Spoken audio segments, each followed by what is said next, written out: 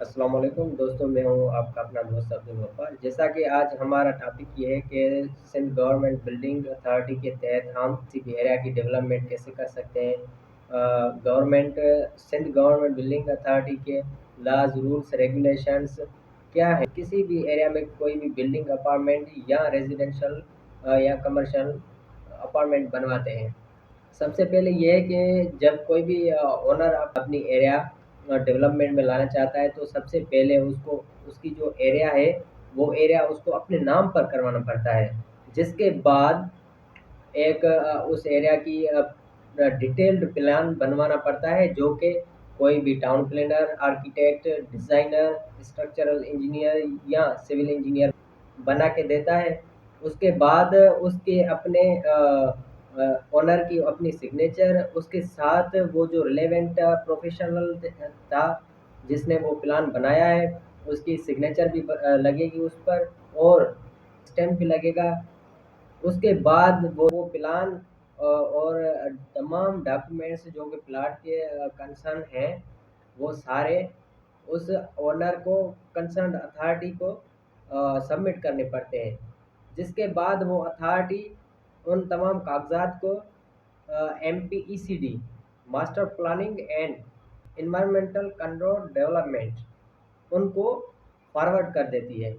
जिसके बाद ये जो परमिशन है वो वहाँ से रिसीव हो जाती है उस ओनर को। जिसके बाद वो अपने एरिया की डेवलपमेंट कर सकता है। उसके अलावा बात ये है कि ये जो हम किसी भी एरिया को डेवलपमेंट में लाना चाहते हैं, तो उसके भी लॉज होते हैं। वो लॉज क्या हैं कि देखो, कैटेगरीज में वो जो बिल्डिंग हम बनवाना चाहते हैं, कोई भी एरिया हम डेवलपमेंट में लाना चाहते हैं, तो उसकी भी कैटेगरीज हैं। तो category one, category to, category three, category four, category five. तो कैटेगरी वन में जो है वो कोई भी एरिया हो जिसकी जो साइज है वो ओनली 1080 स्क्वायर फीट हो, और उसकी जो लंबाई है, हाइट, वो 33 फीट हो ओनली, तो वो कैटेगरी वन में है। कैटेगरी टू 2000 स्क्वायर फीट, और उसकी जो हाइट है वो होगी 50 फीट। थर्ड कैटेगरी जो है, थर्ड कैटेगरी में या एरिया, उसकी साइज जो है वो more than 2000 square feet, and height उसकी होगी मोर देन 50। फोर्थ कैटेगरी आ रही है। फोर्थ कैटेगरी में बात यह है कि इसको प्लाट है या एरिया है, उसकी size more than 3600 square feet होना चाहिए। उसके अलावा कैटेगरी फाइव, फिफ्थ कैटेगरी आ रही है, जिसमें उस प्लाट या उस एरिया की साइज जो है वो मोर देन 1 हेक्टर या 2.5 एकड़ से मोर देन हो। ठीक है, तो वो फिफ्थ कैटेगरी में आ रही है। तो अब कैटेगरी वन जो है उसको कोई भी सिविल इंजीनियर भी अप्रूव कर सकता है। वन स्टेज है, उसको आर्किटेक्ट भी कर सकता है, स्ट्रक्चरल इंजीनियर भी कर सकता है, डिज़ाइनर इंजीनियर भी कर सकता है। हम जल्दी जल्दी में डिस्कस कर रहे हैं क्योंकि ये टॉपिक जो है वो ज़्यादा लंबी है, इसलिए। और कैटेगरी टू जो है उसमें, कैटेगरी टू में आर्किटेक्ट या स्ट्रक्चरल इंजीनियर हो, वो अप्रूव कर सकता है, वो भी वन स्टेज है।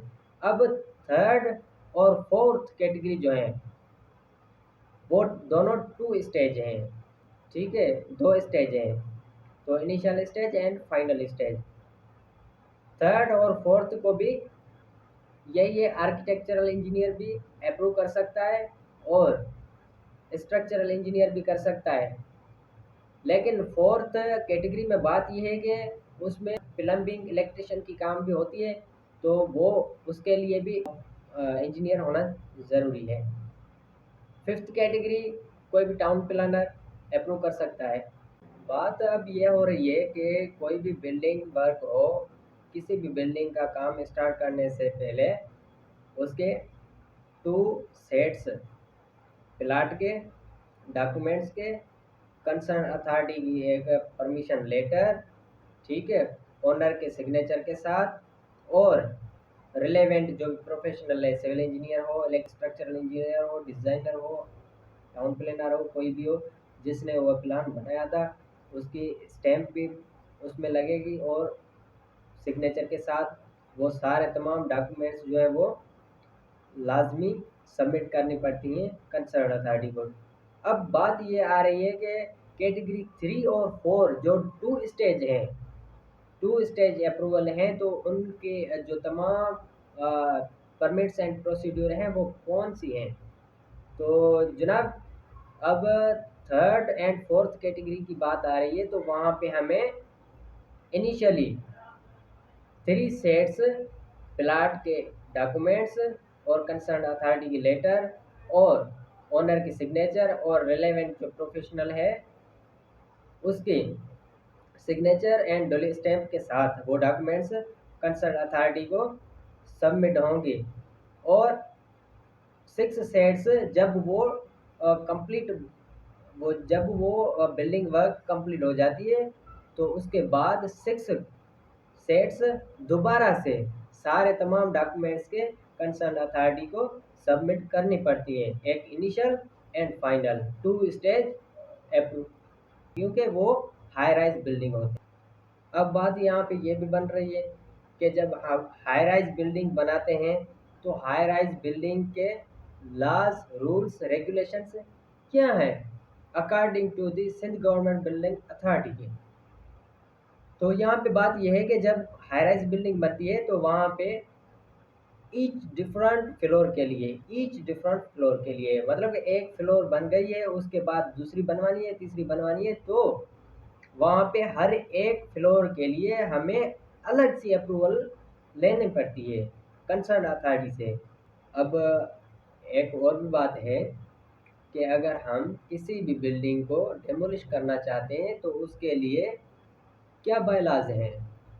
तो गवर्नमेंट सिंध बिल्डिंग अथॉरिटी ये कहती है कि उनके बायलाज के मुताबिक अगर हम किसी भी पुरानी बिल्डिंग को डेमोलिश करना चाहते हैं या किसी भी बिल्डिंग में हमें एडिशन करनी पड़ती है तो उसके लिए भी हमें गवर्नमेंट सिंध बिल्डिंग अथॉरिटी के बायलाज के मुताबिक किसी भी कंसर्न अथॉरिटी से परमिशन लेनी पड़ती है, परमिशन लेटर वहाँ से वसूल करनी पड़ती है, उसके बाद हमें उस बिल्डिंग को डेमोलिश करना पड़ता है। अगर हम कंसर्न अथॉरिटी को इतला नहीं करते उससे हम परमिशन नहीं लेते तो हमें उस बिल्डिंग को डेमोलिश करने का कोई भी हक नहीं है। अगर किसी भी दोस्त को कोई भी सिंध गवर्नमेंट बिल्डिंग अथॉरिटी के बायलाज के मुताबिक कोई भी क्वेश्चन हो तो वो कमेंट में पूछ सकते।